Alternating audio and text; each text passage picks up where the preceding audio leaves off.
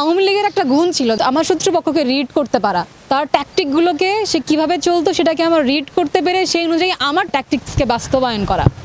আওয়ামী লীগ কী করতে পারতো, সে একদম তার মাঠকর্মী থেকে শুরু করে সরকার প্রধান পর্যন্ত সুন্দর একটা লিয়াজু সে মেনটেন করতে পারতো। আপনি দেখবেন তাদের চান্দাবাজ নিয়ে কোনো হাউখাউ ছিল না।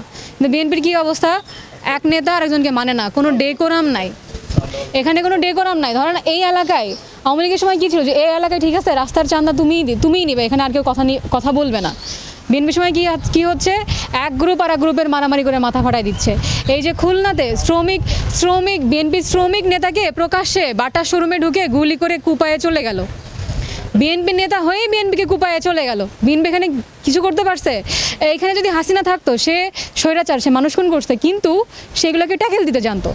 বিএনপির উচিত হাসিনার থেকে শেখা, কি করে ট্যাকেল দিতে হয়, কি করে মিডিয়াকে কন্ট্রোল করতে হয় in a positive way. Definitely কি করে আমার মাঠের পর্যায়ের নেতাকর্মীকে আমাকে চালাইতে হবে তাদেরকে, তাই না? এখন যদি সালাউদ্দিন আহমেদ তার আসনে যায় বিএনপি বলে তুমি কি, আমি তো তোমার মানি না।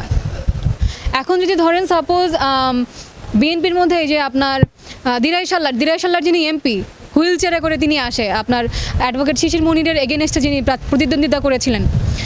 এখন আপনি যদি আমাকে প্রশ্ন করেন যে উনি কী করে ওনার তৃণমূল কন্ট্রোল করবে, ওনার কোনো ক্ষমতা আছে ওনার তৃণমূল কন্ট্রোল করার? উনি নিজে কন্ট্রোল করতে পারে না, ওনার তৃণমূল উনি কী ঘোড়ার ডিম কন্ট্রোল করবে উনি? তো বিএনপির তো এটা আসলে নাই। তো বিএনপি চাইলেও আওয়ামী লীগ হইতে পারবে না।